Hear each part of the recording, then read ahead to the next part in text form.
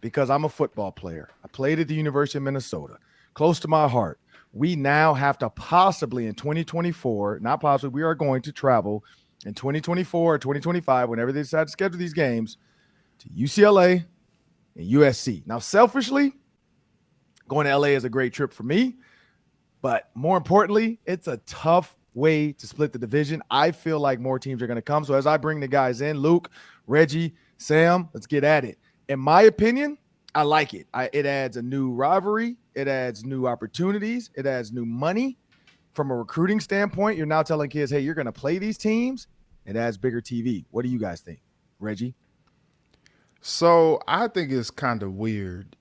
When you look at the map, you're like, all these teams are situated in the Midwest and a little bit East Coast, and then all of a sudden you got these two teams way over there, and you're just like, oh, okay, well, cool. I think it's interesting because it just feels like a big money grab, and when everything has been explained about like the TV deal that's coming and how the pie is going to be split up, they're getting in on this money grab.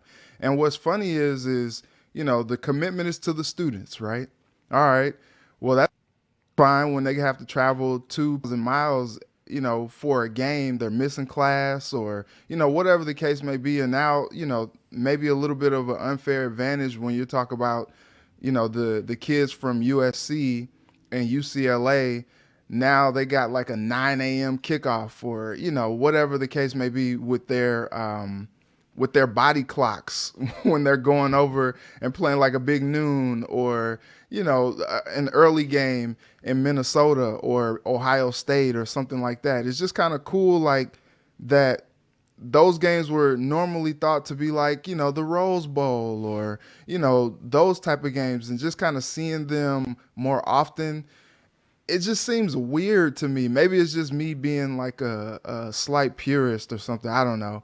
I don't think anybody can be a purist anymore at this point, but it's just so funny to see that because it's just, I don't know. I'm just not used to it, I guess. And it's fun because I grew up like a big USC fan. So I'm like, man, if they come here and they play the Gophers, like I'm going to be the first person at the stadium because, that's a team that I always enjoy watching, but it just doesn't, I don't know. I need some time. Luke, what do you think? Yeah, I think the Pac-12 probably had to see this one coming because in the NIL era now, it eventually, the pay-for-play era really is what we should call it. The Trojans just wouldn't have been able to compete without tons of more media rights and revenue. I'm worried about the logistics. Ron, I'm going to pick your brain here in a second because you're a Golden Gopher great, as we all know. Logistically, you're talking about what? West Coast to, let's say, Penn State, 6-hour plane ride. If fans or family members have to drive 2,800 miles to Rutgers, logistically, I'm curious how this is all going to work out. And ultimately, what's the ripple effect going to be, too? Is this the beginning of this NIL era where other teams are going to follow, too? Like, who's going to be next? Oregon, Washington, Stanford, Cal. I'm thinking FSU and Clemson right now are on the phone with the SEC because I think this is just maybe one and the first of many moves like this to come over this next decade. We'll see how it all shakes out, though. Sam?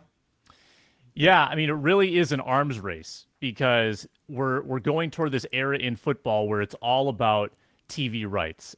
That's where the money is. And you are a stronger conference if you have a bigger footprint. Think about how many more households are going to get the Big Ten Network in 2024. Think of how much revenue that's going to bring in for the conference. You've got California in your back pocket.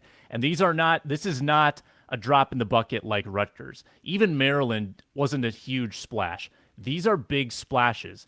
USC and UCLA are blue blood football schools. And keep this in mind, guys. The Big Ten Conference is about to have more teams than the American League.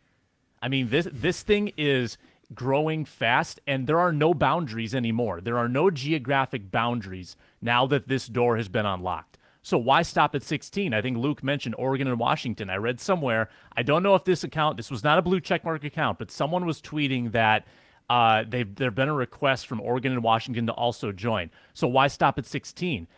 We could have like a 3 or 4 division Big Ten, where you've got the West, the Central, the East. It suddenly is like baseball. I think this does hurt, though, the smaller schools or even the middling schools like Minnesota. It's going to be even harder now to find a path to the college football playoff when you're competing with these blue bloods. So my hope is that this transforms the playoff system to where you have at least an 8-team playoff and create more paths for more schools to get to those big games, because you're just creating this monopoly for the big programs, the programs that have the strength of NILs, the strength of TV money. Again, this is not a good move for the smaller schools. Yeah, and this is where I go with this, and I'll let Luke. Luke had a question, I know, so I'll let him ask it. But this is where I look at this. Like, these are schools with a lot of money. So you think about South Carolina going to Texas A&M. That's about a 2.5-hour flight. You got Minnesota having to go to L.A. Now, the furthest Penn State to L.A., yeah. But at the end of the day, people were so worried about Penn State being in the Big Ten years and years way back when. So I think what this does, it changes the scope of basketball even. Big Ten basketball looks a lot different now having UCLA. Like, from a football standpoint, USC is going to be a huge get. UCLA is a good one too. But from a basketball standpoint, UCLA is a huge draw now for the Big Ten when you think about Michigan State versus UCLA in basketball, Michigan versus UCLA in basketball. Like, it's going to grow.